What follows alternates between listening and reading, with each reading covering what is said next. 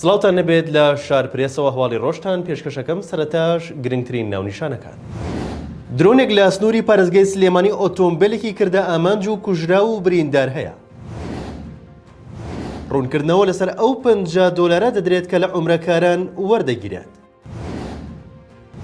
دادگای فیدراڵی عێراق بڕیارێکی لە دژی هەرێمی کوردستان دەرکرد.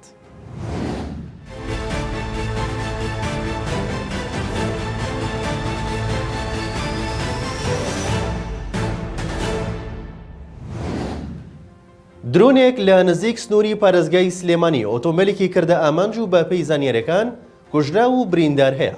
درۆنێک لەسەر پردی شێخەڵمارێنی نزیک ناحی زەلان لە قەزای شارباژێری سنووری پارێزگای سلێمانی لە ئۆتۆمبیلێکی دا و بەوتەی قایمقامی شارباژێریش کوژرا و بریندار هەیە.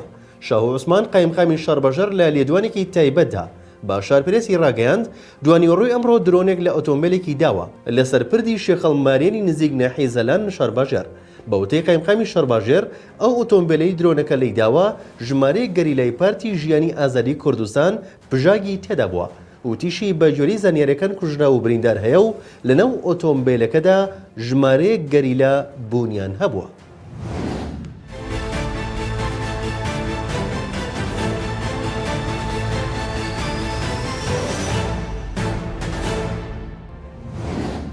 خولی پێنجەمی پەرلەمانی کوردستان لە 6/11/2022 کۆتایی پێدێت و پرۆژە یاسایەک بۆ درێژکردنەوەی تەمەنی پەرلەمان بۆ 1 ساڵ پێشکەشی سەرۆکایەتی پەرلەمان کرا. بەپێی ئەو پرۆژە یاسایی پێشکەشی سەرۆکایەتی پەرلەمان کراوە.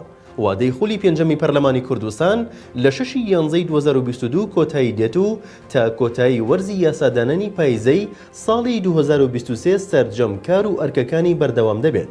هەر لە پێشنیازە یاسەکەدا هاتووە پێویستە بەر لە کۆتایی هاتنی ماوەی درێژکردنەوەی تەمەنی پەرلەمان هەڵبژاردننی خولی شەشەمی پەرلەمان ئەنجام بدرێت. پەرلەمانتەرانی فراکسیۆنەکانی پارتی یەکێتی گۆڕان و کۆتاکان واژۆیان لەسەر درێژکردنەوەی تەمەنی پەرلەمانی کوردستان کردووە.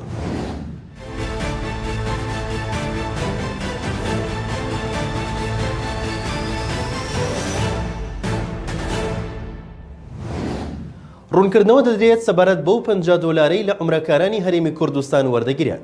بەڕێوەری حەج و عومرەی سلێمانیش دەڵێت پێشتر $100 لە عومرەکاران وەردەگیرە. بەڕێوەری حەج و عومرەی سلێمانی لەسەر ئەو $50 لە عومرەکاران وەردەگیرێت دەڵێت پێشتر $100 بوو بە ناوی هاوکاری بۆ پێشمەرگە وەردەگیرا و ئێستا $50 و بۆ خەزینەی حکوومەتە. کامەران عەلی بەڕێوەری حەج و عومرەی سلێمانی ڕایگەاند هەر هاوڵاتیە گەشتی عومرە ئەنجام بدات حکوومەت بڕی $50 بە ناوی ڕسوماتەوە لێوەردەگرێت. ئەو بڕەش ڕاستەخۆ لە عومرەکارەکە وەرناگرێت بەڵکو لەو کۆمپانیایە وەردەگیرێت کە گەشتەکە ڕێک دەکات. ئاماژەی بۆش کردووە لە کاتی شەڕی داعشدا $100 بۆ هەر عومرەکارێک وەردەگیرا دەوترا ئەم پارەیە بۆ پاڵپشتی هێزی پەژمەرگە خەرج دەکرێتەوە. دواتر بڕەکەی بۆ $50 کەمکرایەوە.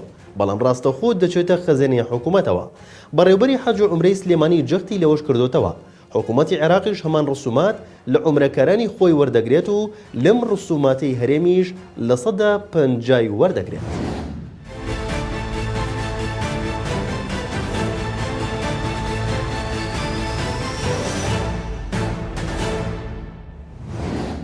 دادگای فیدراڵی عێراق بڕیارێکی لە دژی کۆمسیۆنی هەڵبژاردن و ڕاپرسی لە هەرێمی کوردستان دەرکرد.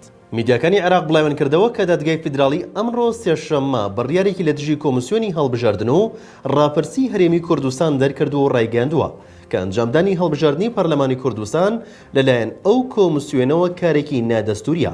دادگای باڵای فیدراڵی ئەمڕۆ سێشەممە ژمارەیەک بڕیاری لەبارەی بەڕێوەچوونی هەڵبژاردنەکان و کۆمسیۆنی باڵای سەربەخۆی هەڵبژاردنەکانەوە دەرکرد و بە جۆری یەکێک لە بڕیارەکانیش کۆمسیۆنی باڵای سەربەخۆی هەڵبژاردن و ڕاپرسی هەرێمی کوردستان نادەستوریە.